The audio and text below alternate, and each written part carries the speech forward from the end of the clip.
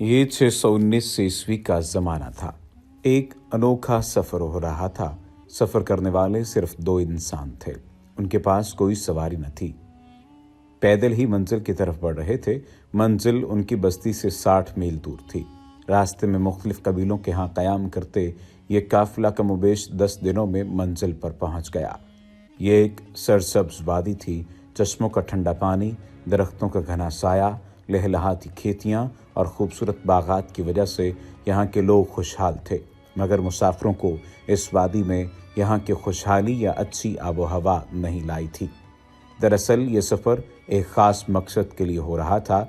ये मकसद था लोगों तक अल्लाह की बात पहुँचाना, और ये मुसाफिर कोई और नहीं बल्कि अल्लाह के आखिरी पैगंबर हज़रत मोहम्मद सल्लल्लाहु अलैहि वसल्लम थे, और उनके हमरा हज़रत ज़ैद बिन हारिसा थे। मक्का के लोगों की बेपनाह मुखालफत के बाद अल्लाह के रसूल सल्लल्लाहु अलैहि वसल्लम ने इस बस्ती यानी ताइफ में अल्लाह का पैगाम पहुँचाने का फ़ैसला किया था।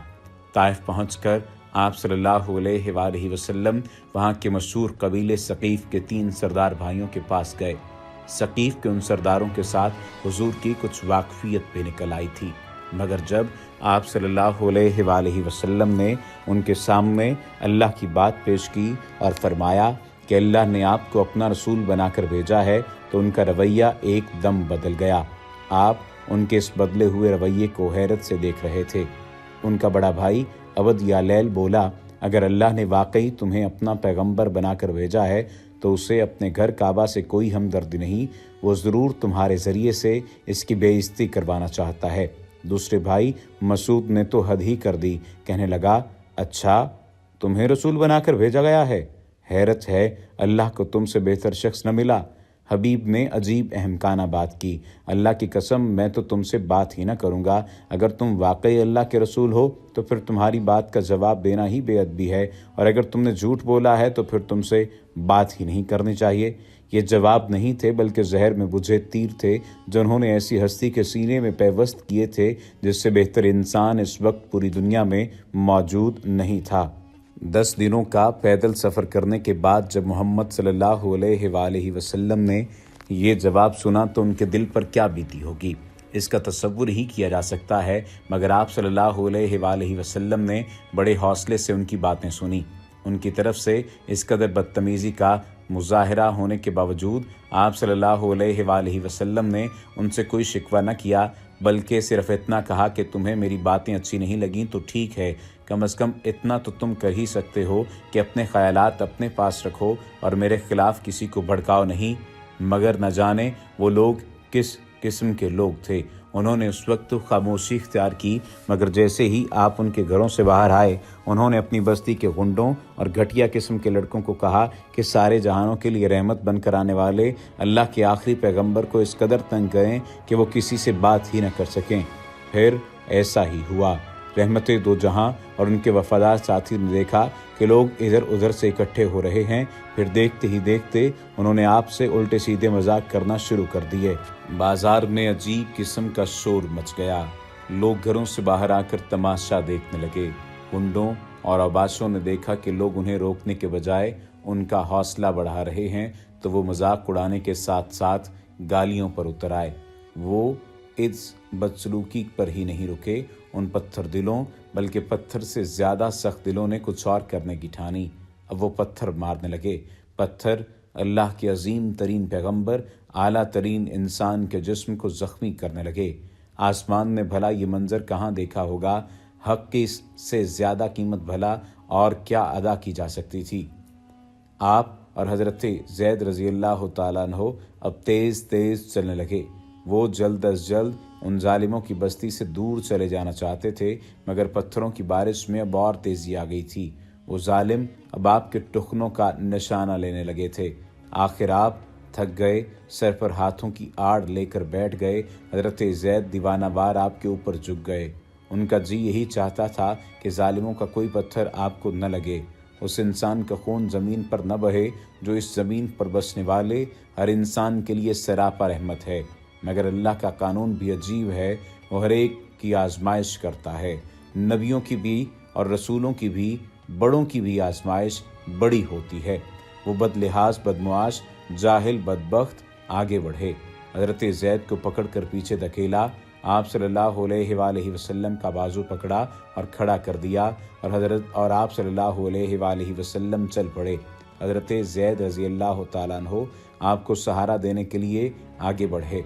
आपके जिस्म से बेतहाशा खून बह रहा था। खून रिस कर टुखन तक आया और अब जूतों में जमा होने लगा, मगर आप सल्लल्लाहु अलैहि वसल्लम कदम आगे बढ़ाते रहे। गुंडे अभी पीछे थे।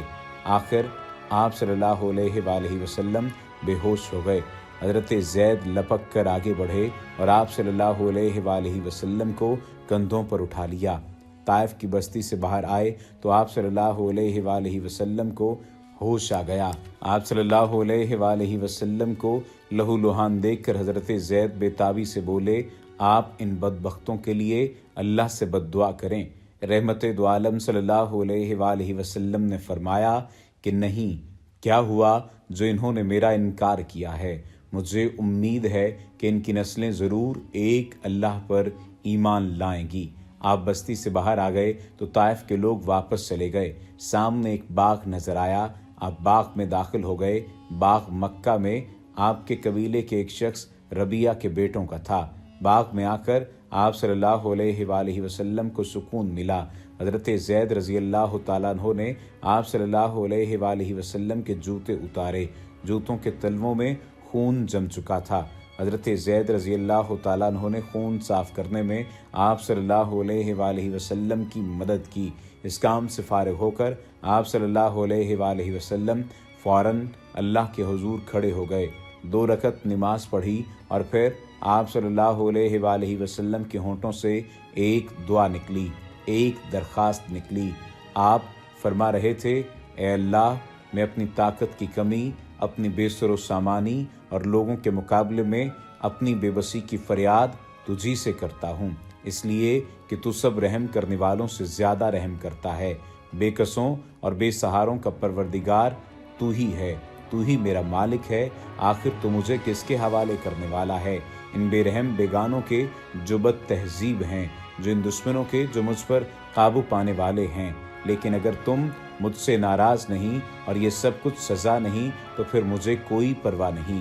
तुम्हारी पनाह मेरे लिए सबसे बढ़कर है।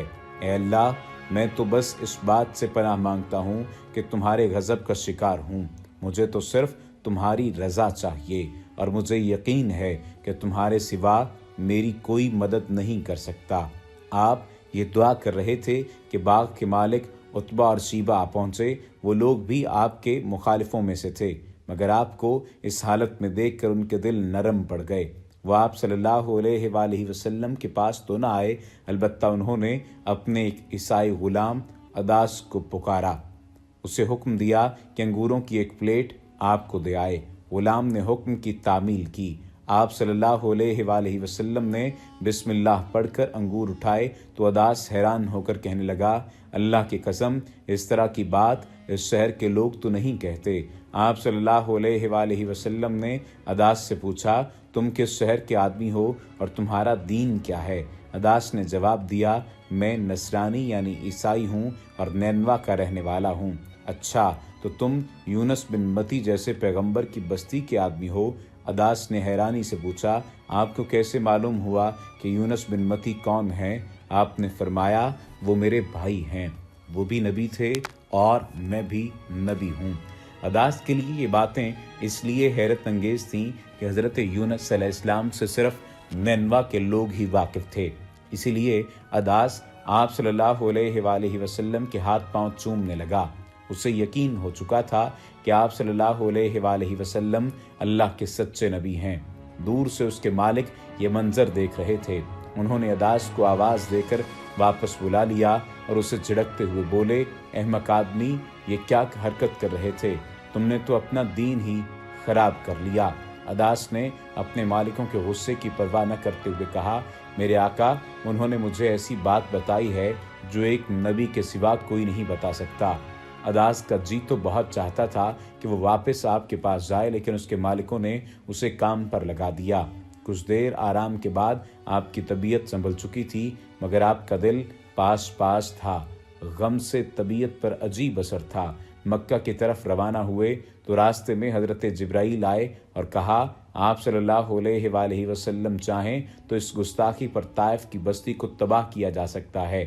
آپ صلی اللہ علیہ وآلہ وسلم نے جبرائیل کی پیشکش قبول نہ کی اور فرمایا کہ مجھے امید ہے کہ اس بستی کے لوگ ضرور اسلام قبول کریں گے۔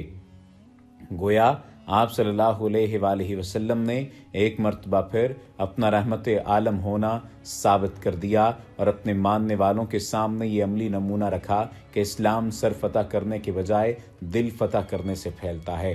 اس واقعے کے صرف 14 برس بعد رمضان 9 ہجری میں یہی عبد یا لیل ایک وفد کے ساتھ مدینہ آیا۔ اس نے اپنی آنکھوں سے دیکھا کہ جس ہستی کو اس نے انتہائی بدتمیزی کے ساتھ نکالتے ہوئے دیکھا تھا، لوگوں نے جنہیں نکالا تھا، آج پورا عرب اس کی قیادت کے آگے سر جھکا چکا ہے۔ اب طائف والوں کے لیے بھی سر جھکانے کے علاوہ کوئی اور چارہ نہ تھا۔ عبد یا لیل اور اس کے بھائیوں کا قبول اسلام آپ صلی اللہ علیہ وآلہ وسلم کی رسالت کی ایک اور سچائی بن چکی تھی۔ وما علینا الا البلاغ المبین۔